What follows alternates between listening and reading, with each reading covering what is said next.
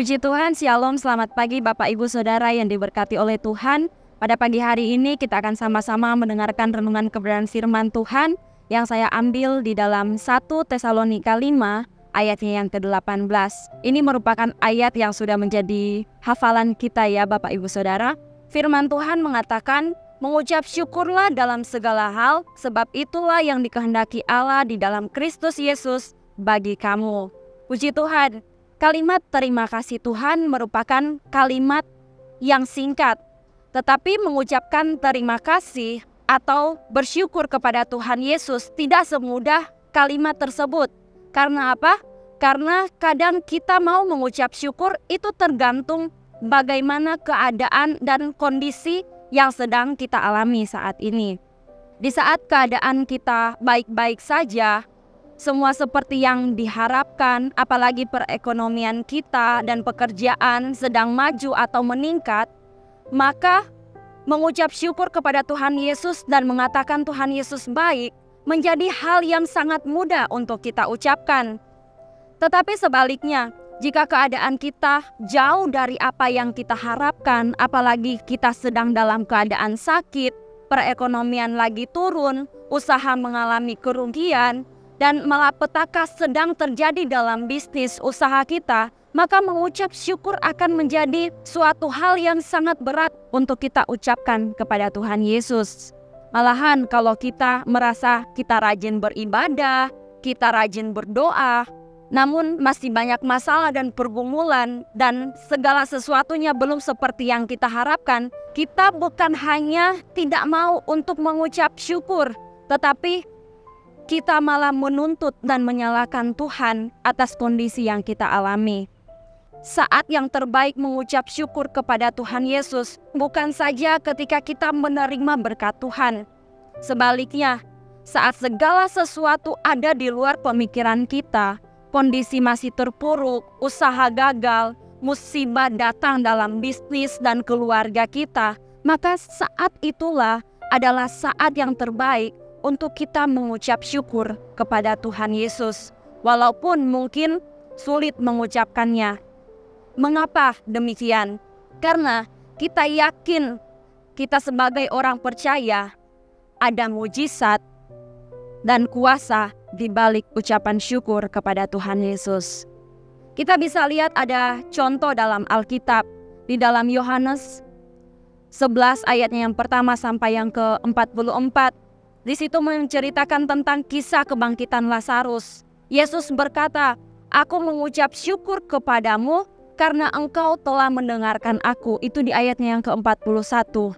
Ucapan ini diucapkan Tuhan Yesus bukan sesudah Lazarus dibangkitkan, tetapi justru ketika Lazarus masih dalam kubur dan belum dibangkitkan. Bahkan contoh berikutnya di dalam Matius 14 ayatnya yang ke-13 sampai 21. Di situ menceritakan tentang Tuhan Yesus ketika memberi makan 5.000 orang dengan 5 roti dan 2 ikan.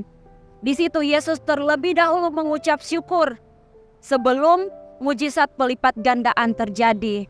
Di ayatnya yang ke-19, lalu Yesus mengambil roti itu, mengucap syukur dan membagi-bagikannya. Bapak Ibu Saudara yang diberkati oleh Tuhan, ketika Yesus mengucap syukur terlebih dahulu, berarti ada sebuah keyakinan bahwa Bapa di sorga pasti akan mendengar dan menjawab apa yang didoakannya. Terbukti bahwa mujizat terjadi bagi Lazarus ketika dia sudah mati. Namun dia bangkit dan hidup kembali. Selanjutnya melalui 5 roti dan 2 ikan, Yesus memberi makan 5.000 orang. Itu belum terhitung istri dan anak-anaknya. Tetapi mereka semua mendapatkan makanan. Bahkan dari makanan tersebut bersisa 12 bakul. Bapak Ibu Saudara yang diberkati oleh Tuhan, oleh sebab itu biarlah kita selalu mengucap syukur walaupun keadaan dan kondisi hidup kita masih sangat jauh dari apa yang kita harapkan. Percayalah bahwa ada kuasa dan mujizat di balik ucapan syukur. Dengan mengucap syukur, kita yakin Yesus pasti akan menjawab dan mendengar apa yang kita doakan. Jadi kalau saat ini kehidupan kita masih sulit, banyak masalah dalam keluarga dan ekonomi kita, maka belajarlah mengucap syukur dalam segala hal.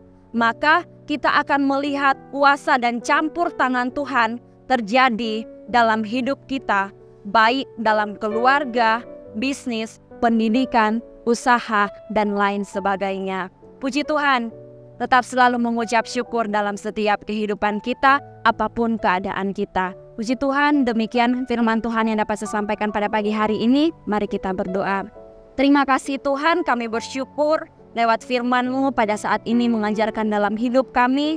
Apapun keadaan yang sedang terjadi dalam hidup kami tetap senantiasa mengucap syukur karena kami yakin dan percaya ketika kami mengucap syukur, kami akan menerima mujizat-Mu bahkan kuasa-Mu terjadi dalam setiap kehidupan kami. Biarlah Engkau meteraikan setiap firman-Mu dalam setiap kehidupan kami. Terlebih Bapa, biarlah firman-Mu bisa kami praktekkan dalam setiap kehidupan kami Bapa. Terima kasih Bapa, terima kasih Roh Kudus. Kami tetap serahkan bangsa Indonesia ini ke dalam tangan-Mu Tuhan. Biarlah Engkau yang akan memberkati bangsa Indonesia kami. Apapun yang terjadi dalam bangsa Indonesia kami yakin dan percaya Engkau Allah yang selalu menjaga dan melindungi bangsa Indonesia ini Tuhan. Bahkan kami juga mau berdoa bagi setiap jemaat Tuhan, terlebih khusus bagi jemaat Tuhan yang ada di GPDI Jawa Temanggung.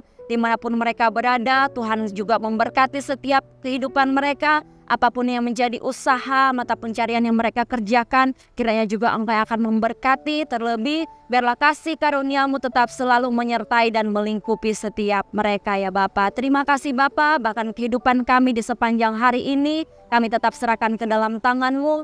Biarlah Engkau yang selalu ada bagi setiap kehidupan kami. Terima kasih Tuhan, kami mau melangkah lebih jauh lagi di hari yang baru ini dengan penuh ucapan syukur. Hanya di dalam nama Tuhan Yesus, haleluya, amin.